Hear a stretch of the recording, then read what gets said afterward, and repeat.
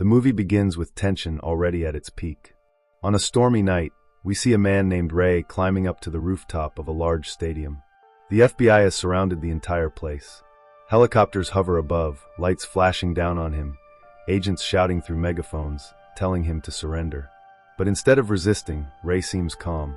An FBI agent named Sarah steps forward from the crowd and shouts at him, "Ray, I'm here to help you. Please come down. It doesn't have to end this way." Ray looks at her with tired eyes and whispers to himself, "This isn't how it was supposed to end." And before anyone can stop him, he leaps off the roof into the dark waters below. At this moment, the story jumps back several years to show us who Ray really was.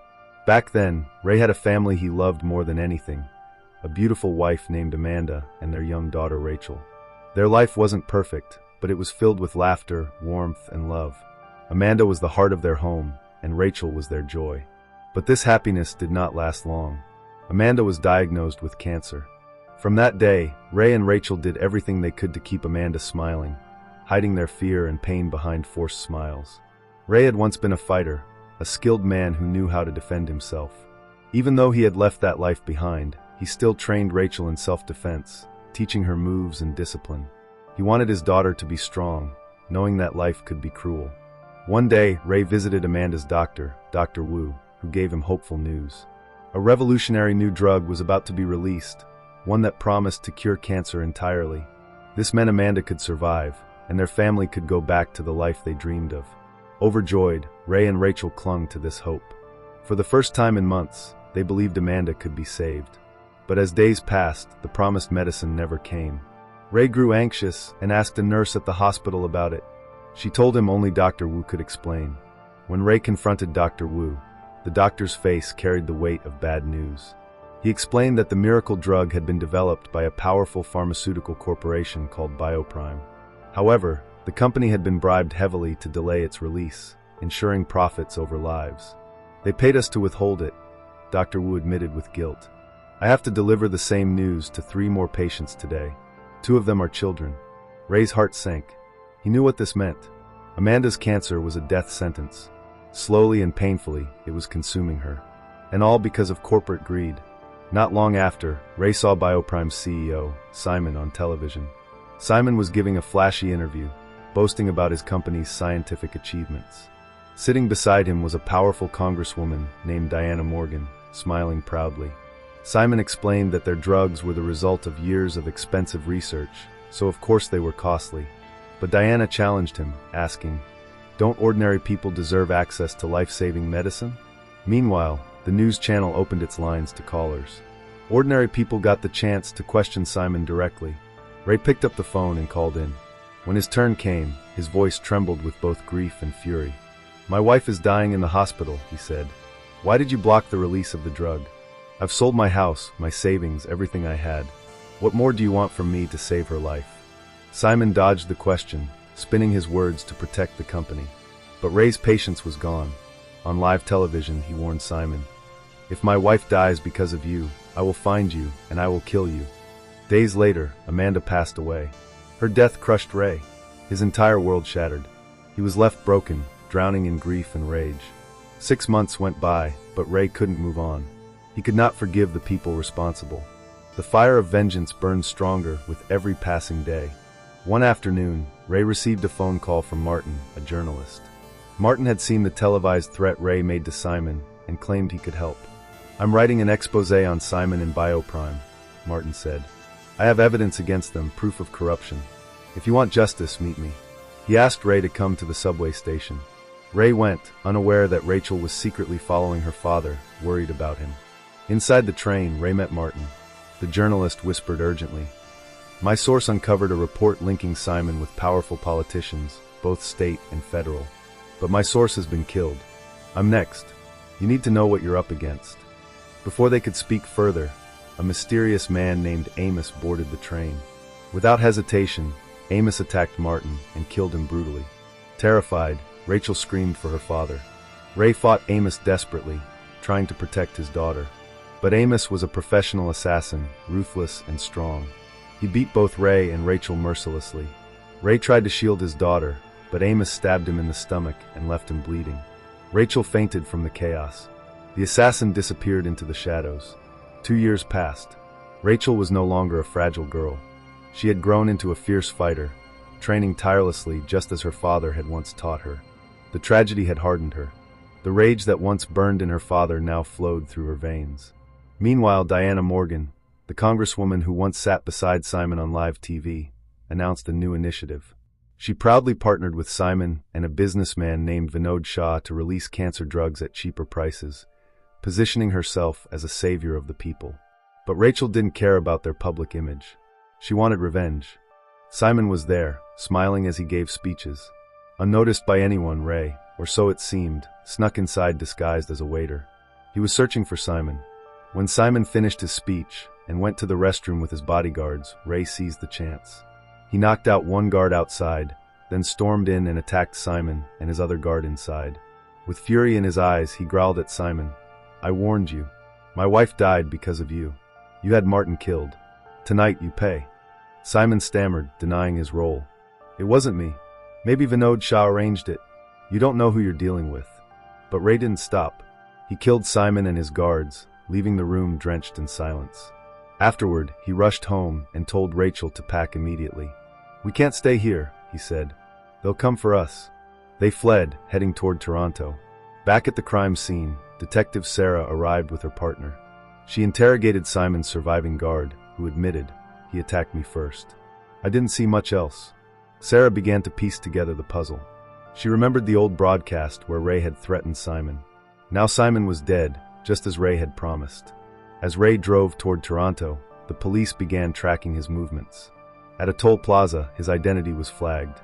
Realizing they couldn't stay on the main roads, Ray checked them into a rundown motel for the night.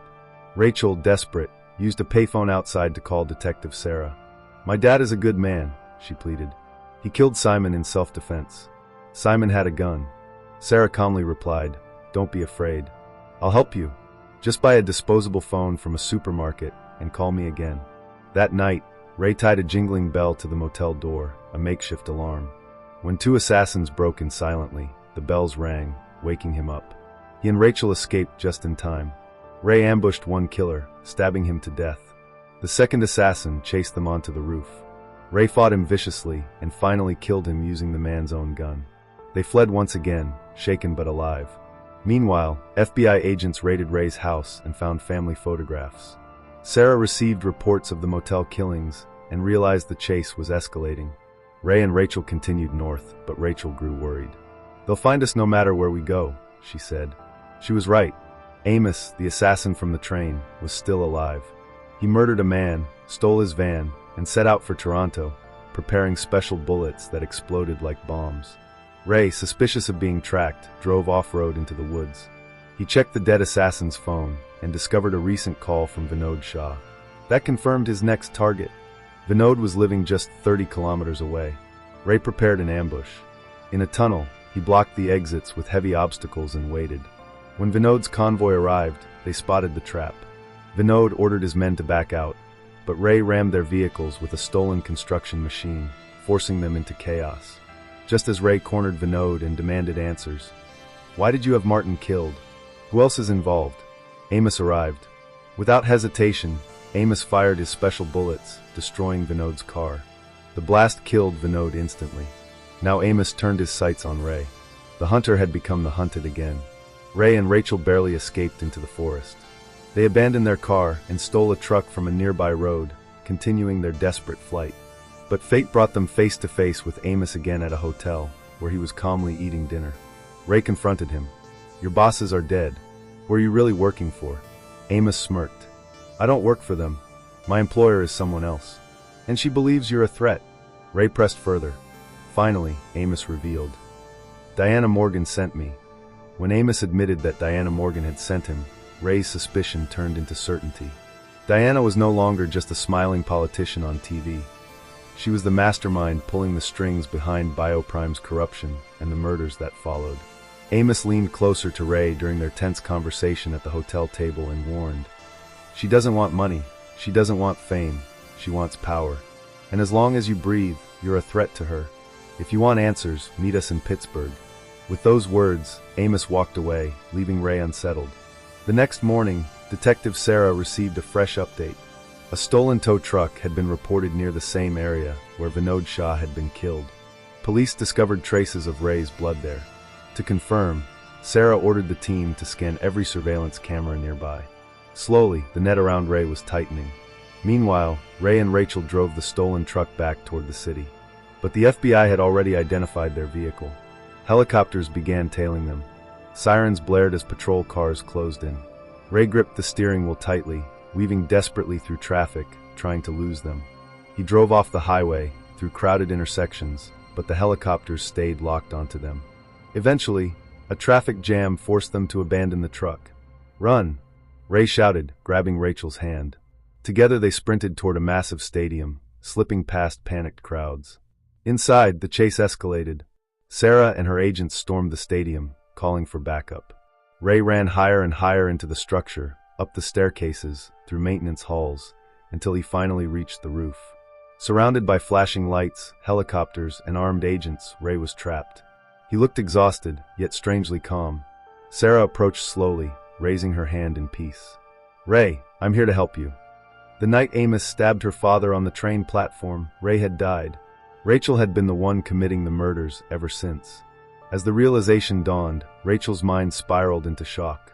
Flashbacks rushed in. Every body she had left behind, every fight, every scream, it had all been her. Not her father. She was the ghost haunting Bioprime. Collapsing under the weight of the truth, Rachel stared blankly as agents closed in. Sarah, however, saw the fragile girl beneath the rage. "Rachel," she said gently, "I will do everything I can to save you. You're not alone." But Rachel couldn't process the comfort. Confused and broken, she leapt off the roof into the water below. The fall was brutal. She hit the surface with tremendous force, knocking her unconscious. Agents scrambled boats to pull her out. She was rushed into an ambulance, lifeless but breathing. For a moment, it seemed as though the bloody story had ended. But Rachel wasn't done. On the way to the hospital, she regained consciousness. Her eyes shot open with feral determination. She overpowered the paramedics and police escort inside the ambulance. Kicking and punching, she grabbed the steering wheel, sending the ambulance spinning out of control. It flipped violently on the roadside, glass shattering everywhere. Crawling from the wreckage, Rachel staggered to her feet and vanished into the night. She had unfinished business. Despite everything, Rachel still felt her father's presence. In her mind, Ray was always with her, guiding her, whispering in her ear to stay strong. That bond pushed her forward, giving her the courage to face the enemy who had taken everything from her. Rachel tracked Diana Morgan to a political rally. The congresswoman stood proudly on stage, soaking in applause as supporters chanted her name. Rachel, hidden among the crowd, clenched her fists. But Amos was there too, lurking in the shadows, his eyes scanning the room for threats. Rachel knew she couldn't act in public, not yet. Later, Rachel infiltrated the office building where Diana worked. She crept through corridors and stairwells, moving silently like a predator. But before she could reach Diana's office, Amos confronted her. The two collided in a brutal fight. Amos was relentless, striking without hesitation, his strength nearly overwhelming her. He slammed her against walls, choked her, and threw her across desks. Every hit reminded her that this man had been haunting her life since the day he killed Martin and stabbed her father. Rachel's body weakened, blood dripping from her wounds. Amos smirked, certain of victory. But Rachel refused to die, not before avenging her parents. Summoning every ounce of strength, she remembered the lessons her father had taught her, the rage of her mother's stolen life. With a scream, she drove a knife into Amos's chest again and again, stabbing until his body collapsed. Finally, the shadow that had haunted her was gone. Exhausted, Rachel limped into Diana Morgan's office. The congresswoman was waiting calmly, as though expecting her. Diana smirked, her voice filled with arrogance. "So you're the girl everyone's talking about. 5 bodies, and you still aren't satisfied? Now you've come for me?" Rachel growled, "You're behind Bioprime. You're the reason my mother died.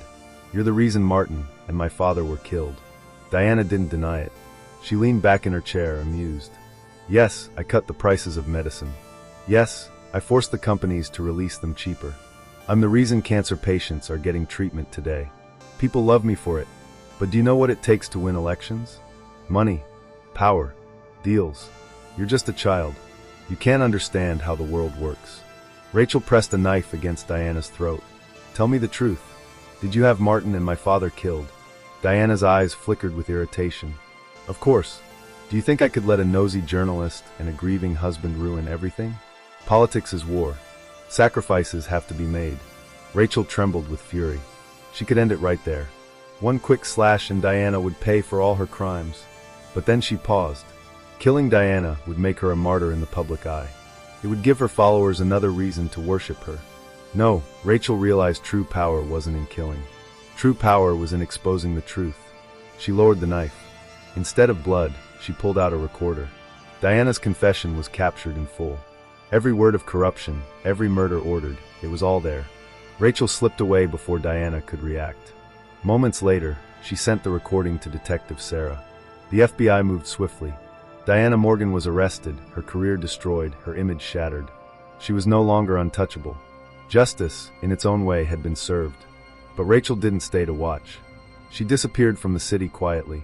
She carried her grief, her rage, and her memories with her, but she refused to let them chain her any longer. For her, vengeance was over. Her father's voice would always live inside her, but she knew now that survival was the only way forward. The film ends with Rachel walking away, a lone figure against the horizon. She is scarred, haunted, and broken, but alive. Her war with Bioprime and Diana Morgan is done.